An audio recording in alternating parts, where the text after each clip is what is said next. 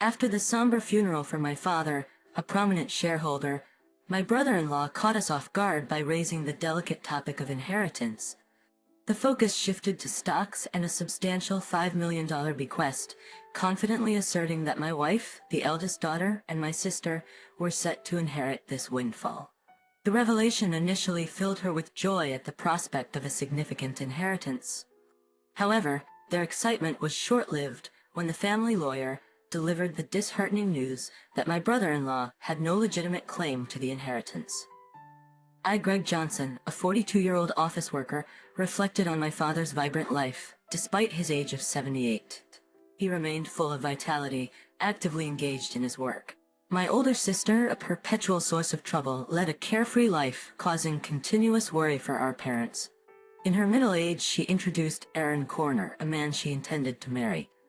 Despite his youth and handsomeness, I couldn't warm up to him due to his demeanor. My sister demanded that our father finance her wedding, swiftly depleting the funds and unapologetically seeking more. A year after her marriage, tragedy struck. Our father collapsed while playing golf and passed away a few days later. Overwhelmed by grief, I found myself struggling with the funeral preparations, with no assistance from my sister. After the funeral, a lawyer visited our home to discuss the inheritance outlined in my father's will. While my mother and I were already aware of its contents, my sister and brother-in-law were oblivious until then. They shockingly claimed that the stocks and the $5 million inheritance should go to my wife. Stunned and speechless, my mother and I were taken aback. The lawyer corrected them, revealing that my brother-in-law had no right to inherit. Surprised and disappointed, my sister and her husband expressed disbelief and shock. The lawyer dropped another bombshell, revealing that my sister and I did not share the same father. This revelation left my sister furious, demanding an explanation from our mother, who wore an indescribable expression. The long-held family secret had finally come to light, leaving my sister shaken and seeking answers. "I'm sorry," our mother managed to say amidst the shaking emotions. "You are the child of my previous husband." Since childhood, my sister had teased me, claiming that Dad loved her more. Now faced with the truth, she seemed unable to accept it. However, she quickly shifted her stance, suggesting that if she was adopted, she would still have inheritance rights. Aaron chimed in, agreeing with her, yet our mother firmly denied any adoption, causing disbelief. "I am the eldest daughter, and even my dad said so," my sister angrily declared, glaring at me in response. I felt my anger intensifying as I countered my sister's insatiable desire for more, despite the considerable amount of money our dad had already given her. My brother-in-law chimed in, supporting her claim and stating that it is natural to spend money on one's daughter. However, the lawyer intervened, drawing attention to the questionable spending, including debt repayment, and suggested reviewing the will. My sister panicked, claiming ignorance about any will. It turned out that our father had wanted to discuss and decide the contents with the family, but she had skipped it for frivolous reasons. When the lawyer proposed reviewing the will, my sister and her husband reluctantly agreed. The will clearly stated the transfer of property to my mother and me, explaining why my sister was not adopted. Her mistreatment of me and reckless spending had disappointed our father, realizing she had no right to the inheritance. My sister was visibly shocked, and her brother-in-law, who had initially supported her, suddenly changed his tune, accusing her of lying and abruptly leaving the room. In her anger, my sister blamed our mother for not asking to have her adopted, claiming it was unfair that only Mom received the inheritance. Frustrated, she cried and screamed, expressing her disappointment. Despite my sister's outrageous behavior, the lawyer remained calm, explaining that as the biological son, I had the right to receive it all. Before things escalated further, he warned that the police might need to be involved if the situation continued. My sister appeared startled by the mention of the police, given her history of repeated theft. As my mother spoke tearfully to her, she clicked her tongue and left the room. Half a year passed, and the inheritance proceedings were completed without issue. Despite some grumbling from my sister and brother-in-law, they couldn't stand against the lawyer's efficiency. My mother gave my sister a small amount of money, but I had no intention of interfering. The frustrating part for our family was that the two had disappeared. Their blood and greed were so evident that even our relatives were lost for words. One day my wife suggested that my mother, daughter, and I go out to eat. Since my father's passing, our mother had been down, but she showed smiles when with her granddaughter. I suggested to my mother, "Why don't you live with us?" "But you know, Rook still comes home occasionally. Sis only comes around to beg for money, doesn't she?" "How long does she plan to keep this up?" The reason my mom defends my sister is that she is her blood-related child. And there might be concern that if we visit our family home, my sister might cause trouble again. Understanding that, I told her to take her time to think about it. Thinking about it, I then drove my mom to our family home. Upon arrival, we encountered something unexpected. The lights were on in our supposedly empty home. It wasn't time for the helper to come, so we were puzzled. I parked the car and suggested, "Let's go up and have some coffee with Mother."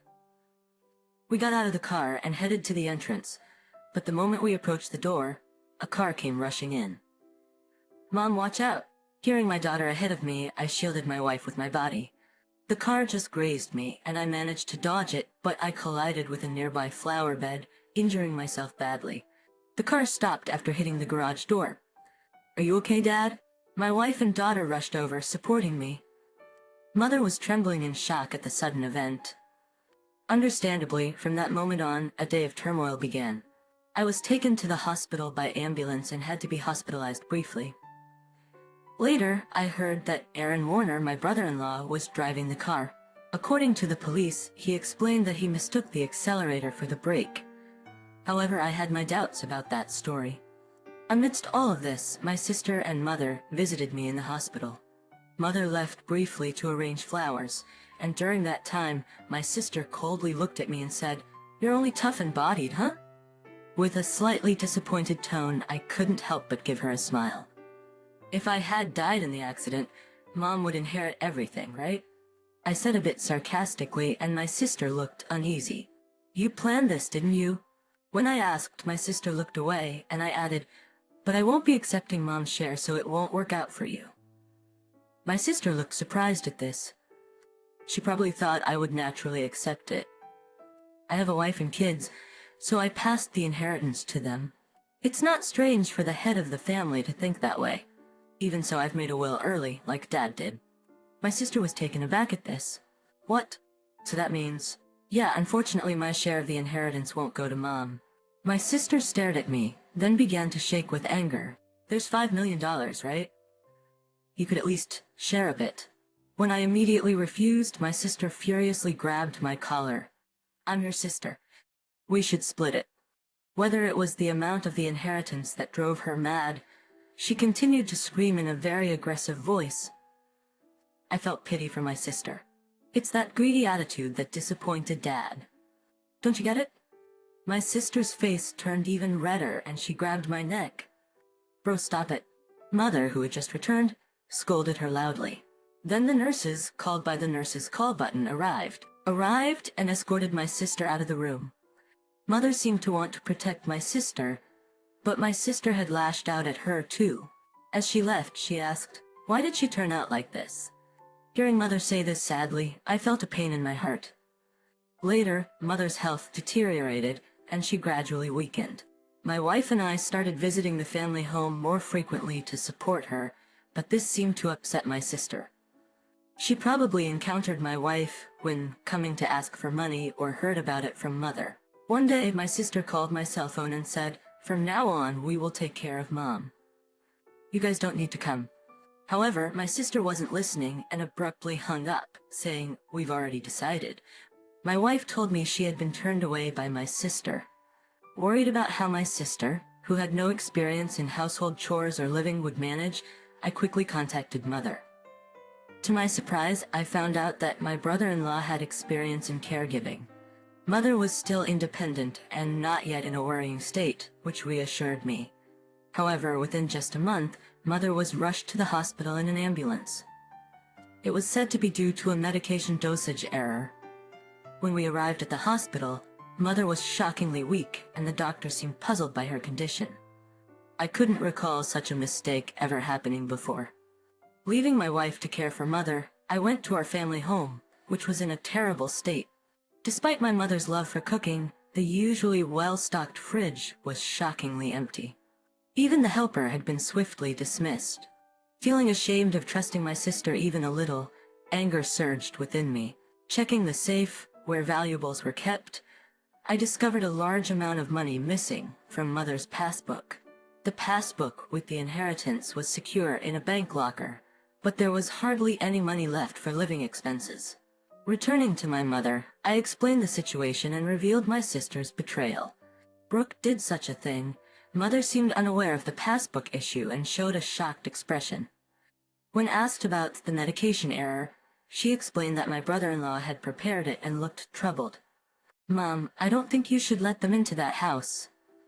They claimed they would take care of you, but the state of that house was the worst, and you've gotten so frail. Haven't they been feeding you properly?" Speaking with concern, I hung my head. "Mom, let's live together. I'll build a new house and we can live there together." Moved by my suggestion, Mother shed tears. However, her condition continued to worsen.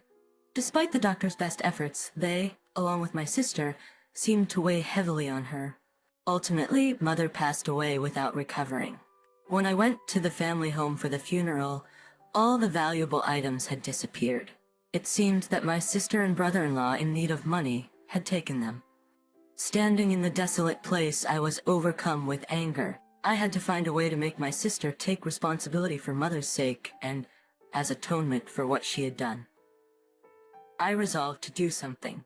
The day after Mother's funeral, my sister and I met at the lawyer's office to discuss the inheritance. Condolences, but as her daughter, I am entitled to Mother's inheritance. My sister said with a sense of superiority that made me laugh involuntarily. She seemed to be under some misconception. "Let's open the will then." As the lawyer revealed the contents of the will, my sister turned pale. "You're joking." "Why, brother?" "You are not entitled to any of the inheritance. This is in accordance with Dad's wishes." My brother-in-law started to get angry, but the lawyer had nothing else to say except repeat the same thing. "This must be a mistake. Brother is her child, isn't she?" My brother-in-law suddenly became furious, throwing things off the table. "Are you trying to trick us? We won't let you get away with this. Give us the inheritance now. Aaron, you planned to kill Mother, didn't you?" When I asked, my brother-in-law glared at me unpleasantly. "Oh, I wouldn't do such a thing." "Then why did the medication error occur?" My brother-in-law appeared annoyed. "I don't know anything about that. It's impossible that I can't inherit. You must have done something." My sister was getting more agitated. "Now I'm even behind on my condo payments." I was shocked. She hadn't rushed to Mother's side after hearing of her death because she was busy with such matters, hoping for the inheritance. "Really, there's nothing left?" My sister pressed the lawyer. "That seems to be the case. Let me explain in detail." The lawyer explained the details of the inheritance. Ultimately, after deducting what my sister had withdrawn and sold, there was hardly anything left for her to inherit. My sister held her head in dismay. I had discussed this in advance with the lawyer. I found satisfaction with the outcome. "Stop joking. There can't be so little." My mother and I hadn't told my sister, but most of Mother's property had already been distributed to my children, her grandchildren. Therefore, there was already little left to inherit. However, my sister kept murmuring her dissatisfaction. I felt nothing but resentment towards my sister, who had lived off the money given by Father and now Mother, thinking she could rest easy, knowing I would take care of her. "But you just took her money. You are a true disgrace to our parents."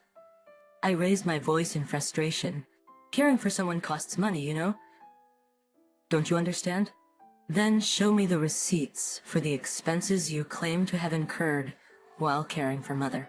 Receipts for what you spent on Mom's care. I'll cover any necessary expenses." As I extended my hand, my sister turned pale and was at a loss for words. I threw those away. "That's not good. Without receipts, it can't be proven as evidence." Hearing the lawyer's words, my sister struggled to find a response. During this, my brother-in-law tried to calm me down. "Greg, your sister is in a tough spot.